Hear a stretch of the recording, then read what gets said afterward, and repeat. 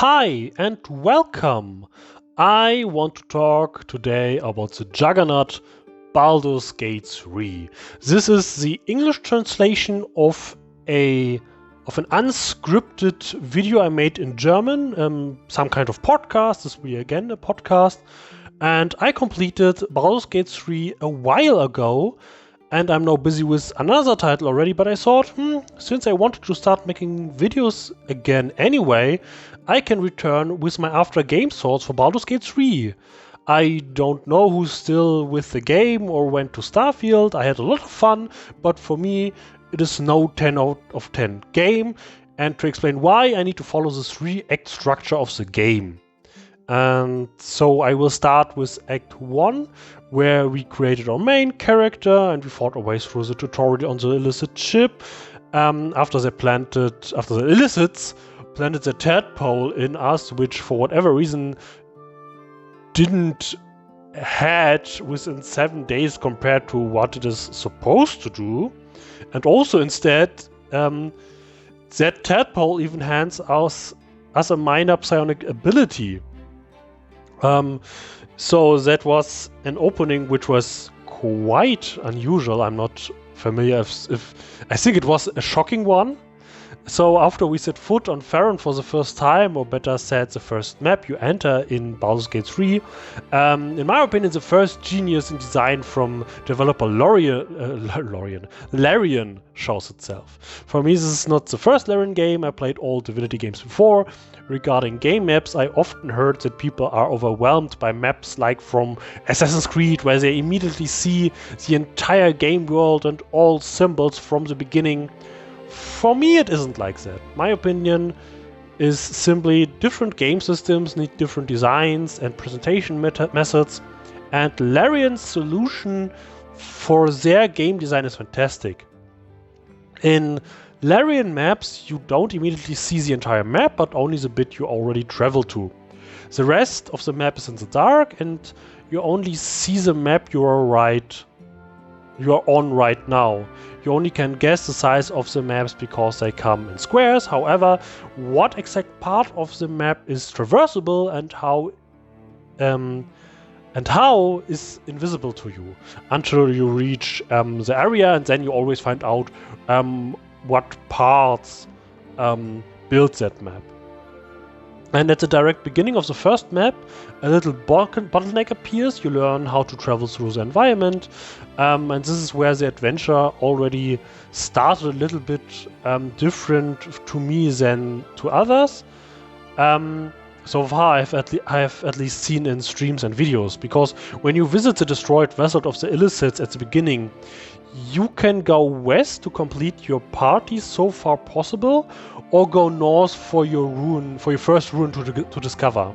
I went north and had a harder time at the beginning than I should have, because I didn't went west first, and I'm also not that good in Western RPGs. That's why that game maybe felt very different to me compared to others. And after the first chunk of the map, when you meet the bottleneck, when you meet the uniting crossroad for the beginning path, you come to you appear in front of the refugee camp in the Druid Grove in a fight, and that is the first time where you encounter the fractions. The Druid Grove and the refugee camp is behind a wall in defendance against goblins. And this is where the story starts to really throw you into the world and into the lore. And that was a point where I, and especially heard it from others, felt like that game isn't explaining everything in this world. Like the Githyanki you meet, where your companion Lae'zel is a part of, the one which control dragons and appear in the opening, they're mentioned to be enslaved by the illicit, and as far as I remember, even were somehow created by them, but I'm not so sure. I didn't prepare this podcast. It is just my afterthought. What of the game got stuck in my head? And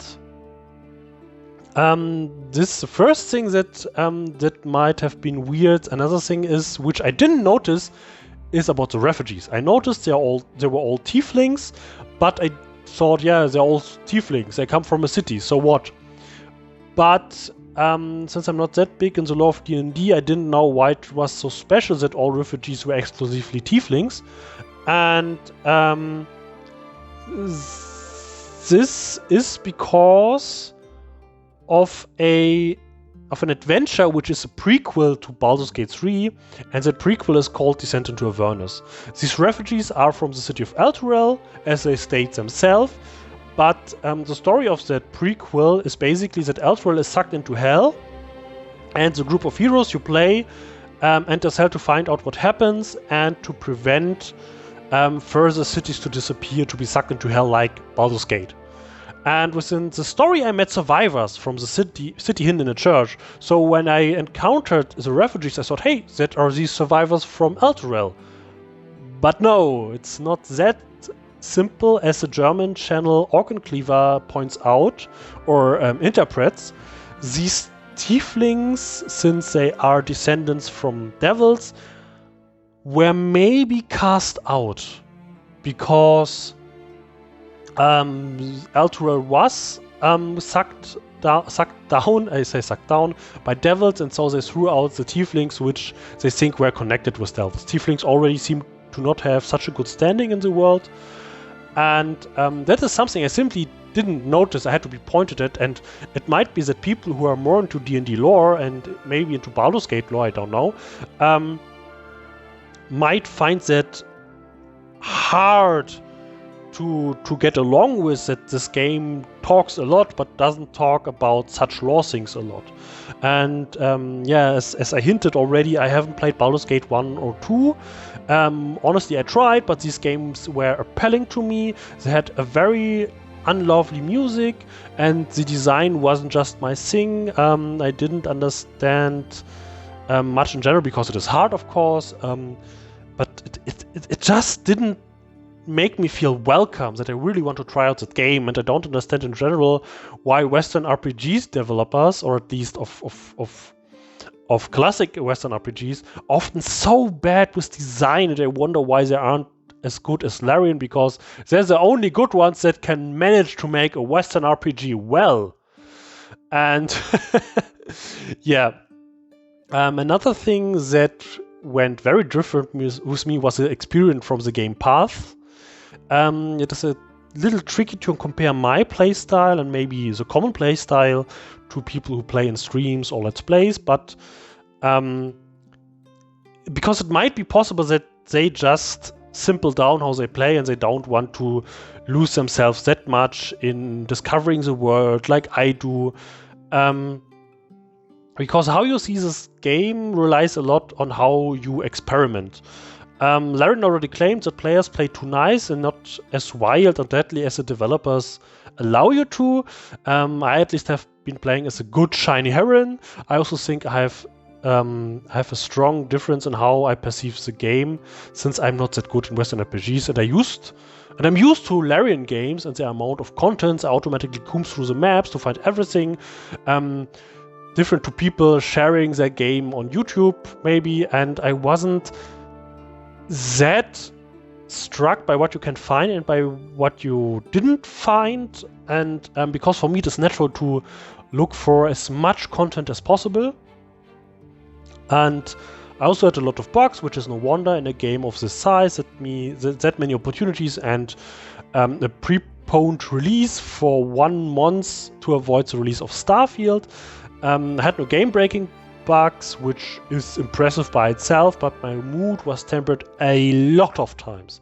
I also didn't like how the game lacks sometimes the ability to communicate. Probably I can lay that out in 2 situations early in the game. For once, I met a certain animal where you can point out that this isn't an animal, but you cannot point it out inside the game at that point, because then you would have a fight with more than just that creature.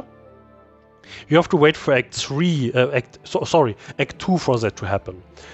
And Yeah, I was a little bit dissatisfied, and there was a hole because I got my stuff stolen from, and I need to follow that person through that hole, which was a child, and you can normally only go through holes when you are a dwarf or a goblin, not goblin, halfling, but you don't find any companions like that, or when you are an animal, which you can turn into as a druid. So I tried to dig in there through the hole, and instead of just saying me this hole is too tiny for you, I had the information you can't use this right now. Which is not helpful, because were they loading that part of the game? Were they loading that hole? I don't understand. And yeah, that happens in other parts too, but that were two early points of the game where I can point it out directly. The game isn't always giving me information I need, despite trying to deliver an immersive world. And nevertheless, when I'm talking about holes, nevertheless, the first act supplies a massive amount of content, and here you first learn about the conflict between tieflings and druids. And the druids, or at least the left druid leader, doesn't like the tieflings or the refugees, because the actual leading druid is missing to investigate the goblins plaguing the lands, which are the third faction and an option for everyone who wants to play evil and kill the druids and the refugees.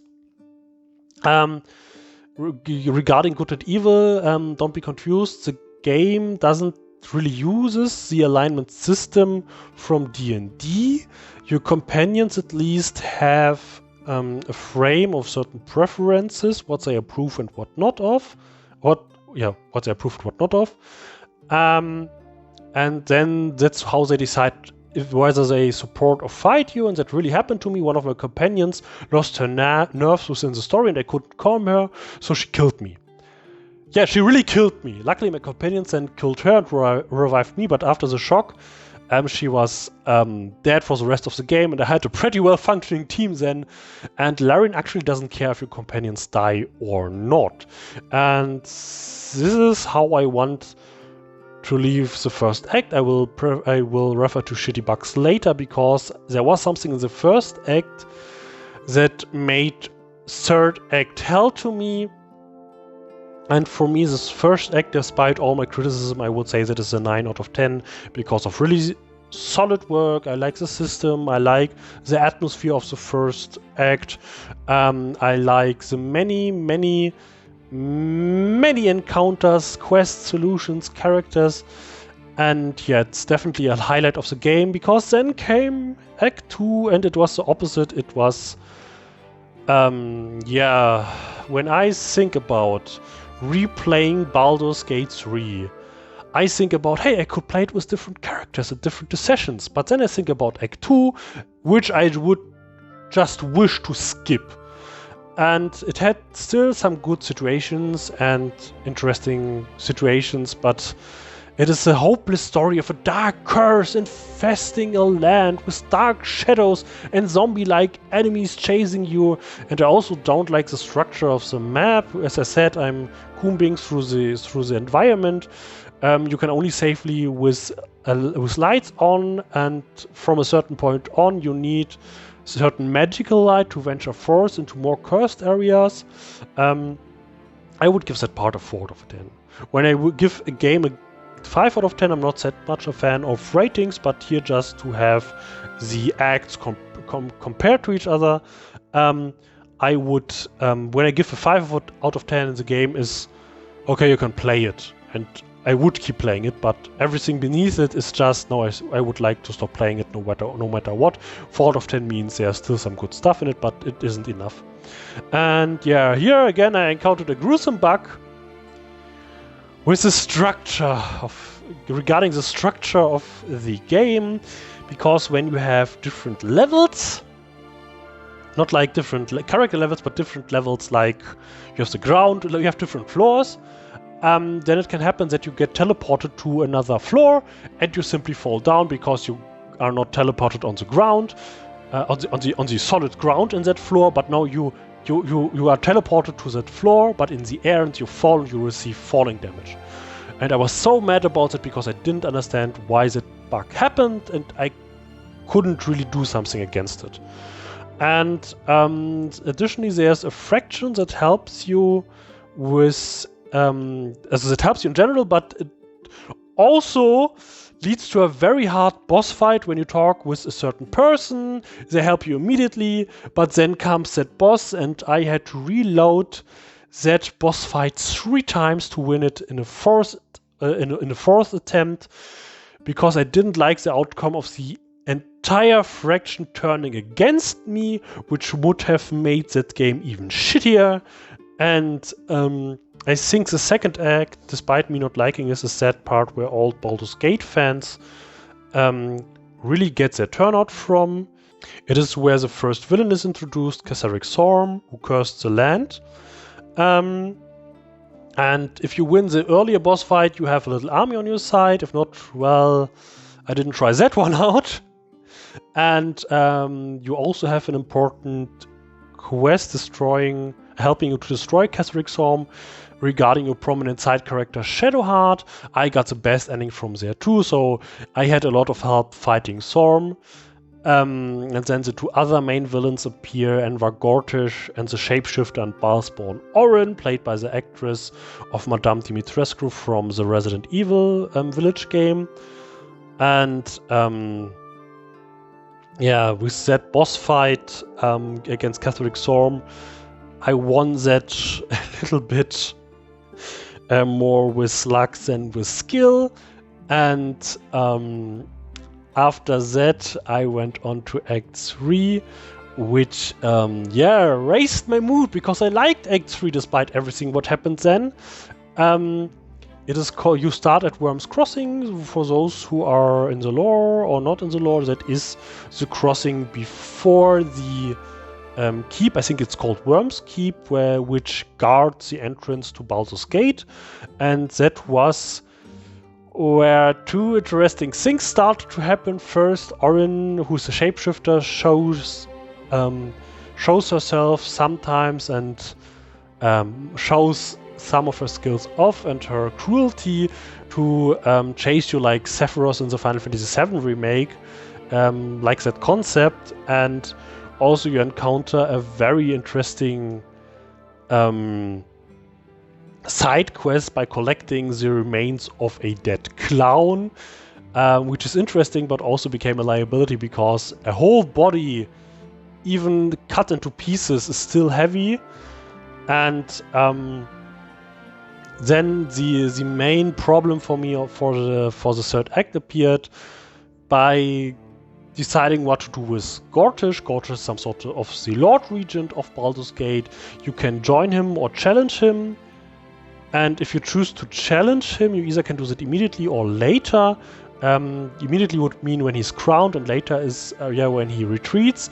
And to make the fight against him easier, he has some automaton army, the Steel Watch, and you can destroy that Steel Watch. And here is where some bugs not just appeared in the 3rd act, but also from far earlier.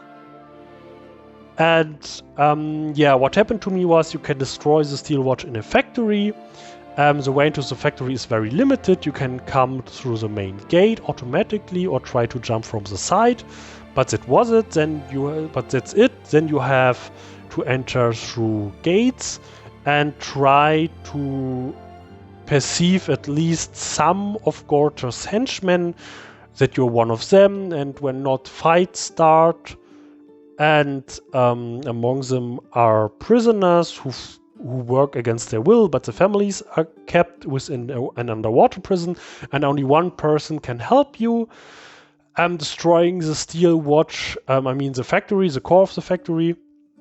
But for them to help you, you need to find their family. And there's another side quest linked to that you have to find a submarine. That submarine brings you to to an underwater prison, and then Gortys contacts you and tells you turn around or I destroy the prison. And I had saved, so I simply tried out venturing forth anyway, and Gortys lets the prison explode. My characters turn around, the prison is destroyed, and I failed releasing the prisoners. So I reloaded and I went directly to Gortash out of having no options to do something else whatsoever. And then I fought Gortash, some of the Steelwatch, and when I fought Gortash and wanted to return to the prison, it was destroyed because it seems to be destroyed when you defeat Gortash first. And also destroying the facility of the Steelwatch wasn't an option anymore either.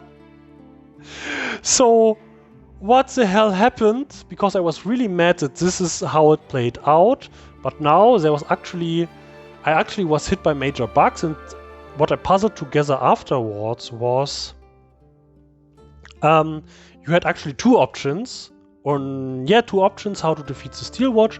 The first one was when I swam to the underground prison. Normally, you could have ignored Gortash's threat, because then a countdown of 6 rounds would have started and you could free as many prisoners as possible. Not all of them, but many. And that would have been it. But for whatever reason, I didn't have the chance and was sent back, and the prison was destroyed anyway. And the second option was, in the first act, you can save dark gnomes, I think they are called. And I did that. And normally when they would have survived the first act, you would have encountered them later in the third act, and they would have helped you destroying the core of the factory, which I couldn't destroy otherwise. I tried. And yeah, I saved these dark gnomes, and the fight, the boss fight I had to do for saving them was so hard, I didn't want to take any risks and immediately went into long rest, and when I returned they disappeared. I know they went somewhere, but I couldn't find them, and also my quest marker couldn't tell me where they were. Yeah, and the point was, normally they would have had a powder with them that would destroy the factory. I even had that powder, not all of it, but a little shell to destroy pebbles to free the person I needed to kill later to help the dark gnomes. And yeah, I must have messed something up in that early version of the game. I guess it is now patched out. But yeah, I had no fun with that part. I was really struggling. And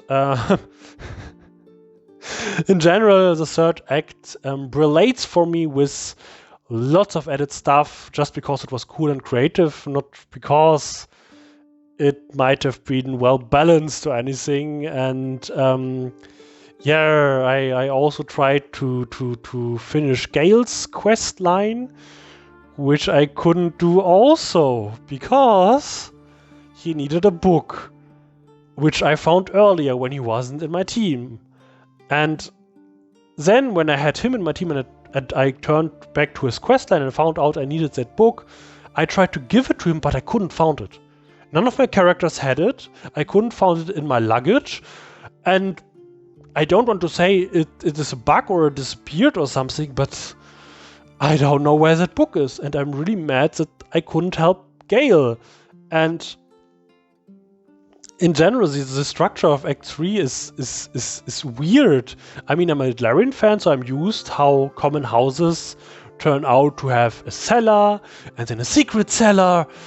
And at some point I was like, well, this is a city. How come that none of these secret cellars, when they're built, crash into other secret cellars? And the constructors are like, oh damn, again, another secret cellar. What do I do? I guess that would be a very funny side quest for a Larian game. Please, Larian, makes it real. So Act 3 was for me maybe a 7 out of 10.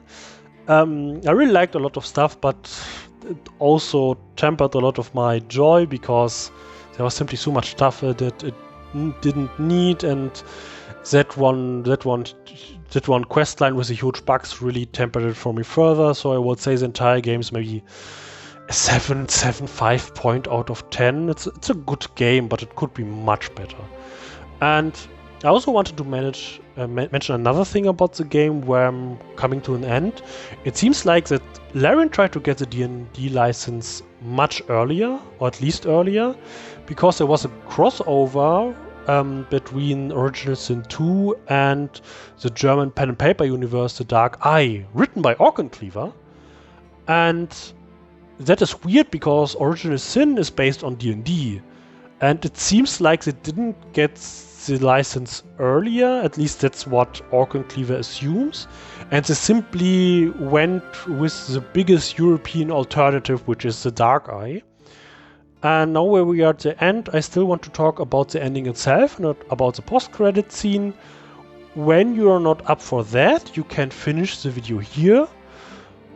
But I really have to talk about the ending. And I found it very cool that, of course, like every big, huge fantasy epic story, there's a real antagonist in the background, and that was the brain of the illicits, which controls them. And I found it very cool, and when you kill Gortash, Orin, and Kasric, I guess it would have happened anyway, because only one of them can remain. The crown with what these three imprison the brain would have been not strong enough, and the brain absorbs the power of the crown to become more powerful. And then when you defeat the brain in an epic fight at the end of the game, it flies into the harbor, also it falls into the harbor of the Sword Coast, or in the harbor of Baldur's Gate 3. And yeah, that's it. You even have a dialogue option for that, and your character and your companions say, yeah, better just leave it to the creatures on the ground. And I'm like, an opening for Baldur's Gate 4? I don't know from what side it could have come, Larian or Wizards of the Coast. Nevertheless, I was happy to have saved mostly all of my companions, even Gale, and I finished the game with the end that I accompanied Karlach with Will to Avernus for her to survive. And I was surprised that so much relies on Will, and he can die pretty easily when you make a certain decision at a certain point, and it isn't communicated anywhere that he can die out of nothing when you do that decision. And the characters and side quests are definitely the thing I will remember most about the game. And the post-credit scene. I love the post-credit scene. In that, a very kind undead and philosophic member of your camp, called Wither, hilariously recaptures what the true plan of the villains was, and why it would have never worked anyway. And I think that part of that, it is mentioned earlier that the villains, which are led by gods, Kasric is led by the god of death. I always forget his name. Gortash, I'm sorry. Gortash is led by, I think it was the god of war, and Orin is the god of by the god of murder, Baal, and that is at least shown earlier in the game. They tried to build a sleeper's army with the illicits, which don't turn into Mind Flayer immediately, and by that interlope into every structure of Baldur's Gate and the Sword Coast. And the true reason behind of that is to then start a war, so the three gods can harvest souls from that war. And the funny thing is that Wither points that out and then says, well, creatures that turn into Mind Flayers don't have souls anymore. That means the amount of souls I would have harvested would have been as lucrative as I expected. That also means, also, I mean, I love that message, that humor, that the villains with their gods enslaving and killing so many people do that out of an unjustified spite that would have never even achieved what these gods planned to expect. Which is a great ending message, in my opinion, for the game and also for this video, or better said, podcast. I'm very sorry that this video is so stumbly, because I simply trained my English here. And I say thank you for listening, be kind to others, and maybe don't listen to evil and harmful gods, as Baldur's Gate 3 taught us. Thank you very much.